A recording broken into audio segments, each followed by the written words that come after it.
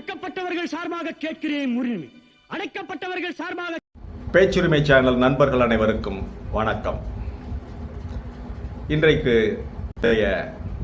உச்சநீதிமன்றம் வரலாற்று சிறப்புமிக்க தீர்ப்பை கொடுத்து இங்கே தமிழகத்தில் இருக்கின்ற பாரதிய ஜனதா கட்சி, அதனுடைய ரப்பர் ஸ்டாம்பாக இருக்கின்ற உயர் பதவியில் இருக்கின்ற ஆரிய ரவி, அதே போல டெல்லியில் இருக்கிற சங்கி கூட்டம், நாடெங்கும் இருக்கின்ற சங்கி கூட்டங்களுக்கு பலார்னு நல்ல அறை கொடுத்துருக்கு.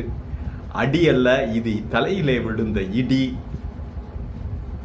எங்கேயெல்லாம் இந்த தீர்ப்பு மிகப்பெரிய சந்தோஷத்தையும் ஒரு பக்கம் வெறுப்பையும் விளைவித்திருக்கிறது, ஒரு பக்கம் மிகப்பெரிய சந்தோஷத்தை விளைவித்திருக்கிறது. தீர்ப்புக்கு முன்னால் என்னென்னவெல்லாம் செய்தார்கள் தமிழக பாரதிய ஜனதா கட்சியினர் இந்த பல்கலைக்கழகங்களிலே ஊடுருவி, வரலாற்று சிறப்புமிக்க இந்த தீர்ப்பை பற்றியும் அதன் விளைவுகளை பற்றியும் பார்ப்போம். இது வாய்ஸ் ஆஃப் தமிழ் வழங்கும் பேச்சுரிமை சேனல். வாங்க பார்க்கலாம். இந்த கவர்னருக்கு எப்படி இந்த துணைவேந்தருக்கான அதிகாரம் வந்தது தெரியுமா? அப்பொழுது சுதந்திரம் அடைந்த பொழுது, நாடு சுதந்திரம் அடைந்த பொழுது காங்கிரஸ் தான் மேலேயும் கீழேயும் ஆட்சி அதிகாரத்தில் இருந்தது ஒவ்வொரு மாநிலத்திலையும். அப்ப கவர்னரை அனுப்பிச்சு வச்சாங்க. எல்லாருமே அவர்கள் ஃப்ரெண்ட்ஸ், எல்லோருமே சுதந்திர போராட்டத்தில் ஈடுபட்டவர்கள், சுதந்திர போராட்டத்தில் நிறங்கி ஒன்றோடு ஒன்று ஒருங்கிணைந்து போராடி சுதந்திரம் பெறுவதற்காக எல்லோரும் ஒரே ஜெயிலில் இருந்து பழகியவர்கள். அப்படி அப்பொழுது ஆட்சி செய்து கொண்டிருந்த முதல்வர்களும் சரி, ராஜகோபாலாச்சாரி ராஜாஜி அவர்களும் சரி, காமராஜர் அவர்களும் சரி, நிஜலிங்கப்பா அவர்களும் சரி, அவர்களோடு தோளோடு தோள் நின்று போராடியவர்கள் தான் கவர்னர்களாக வந்தாங்க.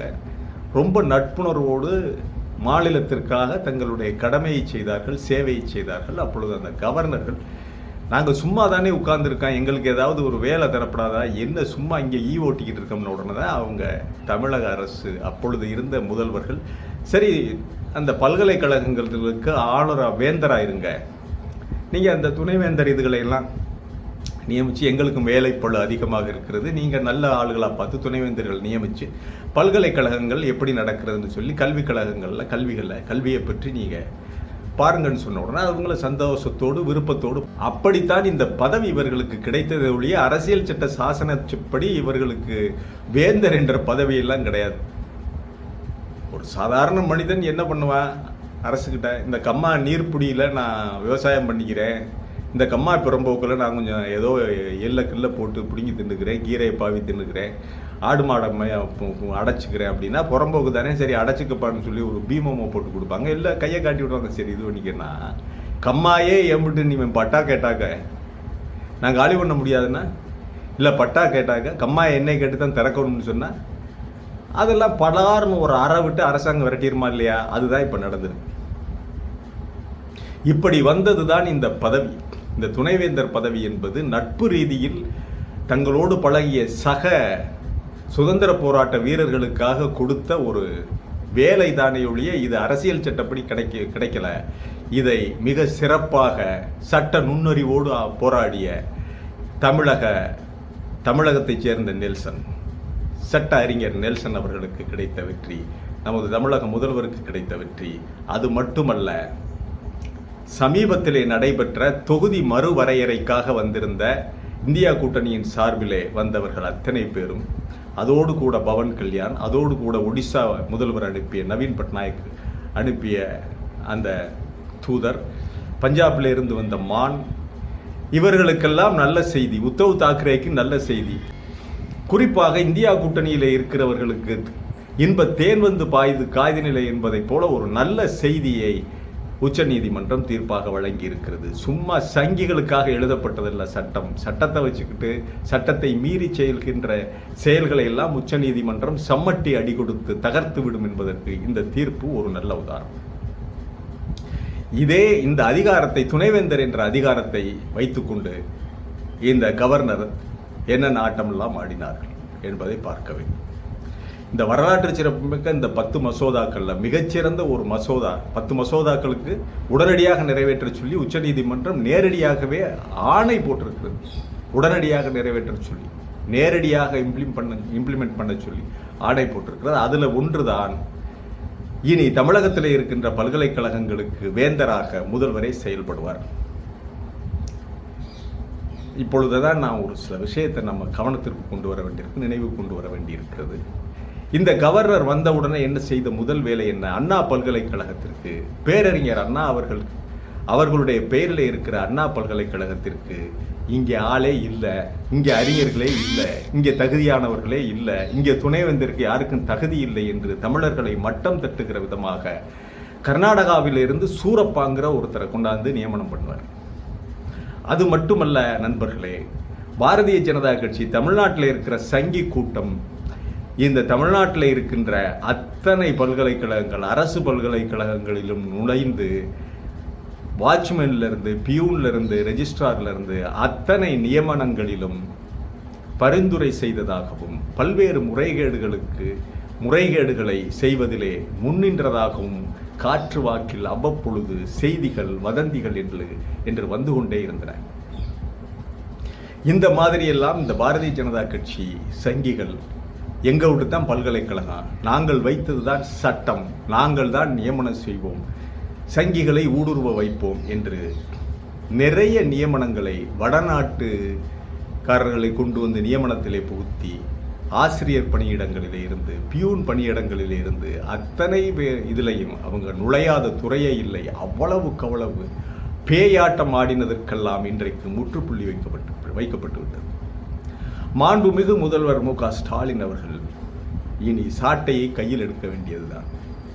நியமனங்கள் சரியான தகுதியின் அடிப்படையிலே தமிழகத்தில் நிறைய பல்கலைக்கழகங்கள் இருக்கு.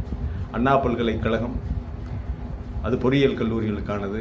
அதன் பிறகு சென்னை பல்கலைக்கழகம், பாரதிதாசன் பல்கலைக்கழகம், பாரதியார் பல்கலைக்கழகம், திருவள்ளுவர் பல்கலைக்கழகம் என்று எண்ணற்ற பல்கலைக்கழகங்கள், மதுரை காமராஜ் யூனிவர்சிட்டி, இப்படி எண்ணற்ற பல்கலைக்கழகங்கள் இருக்கின்றன. இங்கே எல்லாம் நியமனங்கள் எப்படி செய்யப்பட்டன? அந்த நியமனங்களிலே முறைகேடு நடந்திருக்கிறதா? அந்த நியமனங்களிலே தமிழக பாரதிய ஜனதா கட்சி, குறிப்பாக அண்ணாமலை போன்றவர்களுடைய தலையீடு இருந்ததா? அல்லது இன்னும் யார் மத்திய அரசிலே அமைச்சராக இருக்கிறவர்களுடைய தலையீடுகள் இருந்ததா? தமிழக பாரதிய ஜனதா கட்சிகள், சங்கிகள், RSS, இந்துத்துவா இவர்களுடைய குறுக்கீடுகள் இருந்ததா? உள்ளே நுழைந்திருப்பவர்கள் RSS காரர்களா என்பதை எல்லாம் கண்டறிந்தவர்களை எல்லாம் களை எடுக்கிற வேலையை மாண்புமிகு முதல்வர் மு.க. ஸ்டாலின் அவர்கள் தொடங்க வேண்டும். அப்படி தொடங்கினா தான் உருப்படும். குட்ட குனிய முடியாது. வரலாற்று சிறப்பு மிக்க தீர்ப்பை பெற்றிருக்கிறார் திரு மு.க. ஸ்டாலின் அவர்கள். இந்த தீர்ப்பு தமிழகத்தில் இருந்து வந்திருப்பதுதான் சிறப்பு. பல்கிவாலாம்பாங்க, நானி பல்கிவாலா, ராம் ஜெத்மலானி, நாரிமன், பாலி நாரிமன் என்றெல்லாம் இந்த மிகச்சிறந்த அட்வொகேட்களை சொல்லுவாங்க. அதெல்லாம் கிடையாது. நம்முடைய தமிழகத்தில் இருந்து அட்வொகேட்டுகள், நம்முடைய வழக்கறிஞர்கள் வாதாடினால் போதும் என்று தைரியமாக, துணிச்சலாக வில்சன் அவர்களிடம் கொடுத்து, வில்சன் மிக வெற்றிகரமாக அவருடைய சட்ட நுண்ணறிவை பயன்படுத்தி இன்றைக்கு வெற்றிக்கனியை தட்டி பறித்து கொண்டு வந்து விட்டார். ஆக தமிழர்களுக்கு ஆங்கில அறிவும் அபாரமாக இருக்கிறது, சட்ட அறிவும் நம்பர் 1 அபாரமாக இருக்கிறது என்பதற்கு இந்த வரலாற்று சிறப்பு மிக்க தீர்ப்பும் ஒரு உதாரணம், ஒரு சான்று என்றுதான் நாம் எடுத்துக்கொள்ள வேண்டும் இதை. ஆகவே உடனடியாக திரு ஸ்டாலின் அவர்கள் இனிமேல் பல்கலைக்கழகங்களிலே நடந்திருக்கின்ற, ஊடுருவி இருக்கின்ற சங்கிகளை அடையாளம் காண வேண்டும். RSS காரர்களை, RSS கயவர்களை அடையாளம் கண்டு களை எடுக்க வேண்டும். அதை உடனடியாக அவர் செய்வார் என்று நாம் எதிர்பார்க்கிறோம். மற்றபடி சூரப்பா, வீரப்பாவெல்லாம் இனி பண்ண முடியாது. கர்நாடகாவிலே இருந்து ஒருவரை கொண்டு வந்து தமிழர்களுடைய நெற்றியிலே நாமம் போட நினைத்தார். பிற மாநிலங்களிலே இருந்து இங்கே கொண்டு வந்து பல்கலைக்கழகங்களிலே துணைவேந்தராக்கினார் தமிழக கவர்னர். இப்படியெல்லாம் மற்ற ஸ்டேட்டில் பண்ண முடியுமா? மராட்டி ஸ்டேட்டில் போய், மகாராஷ்டிராவில் போய் ஒரு தமிழனை துணைவேந்தராக போட முடியுமா?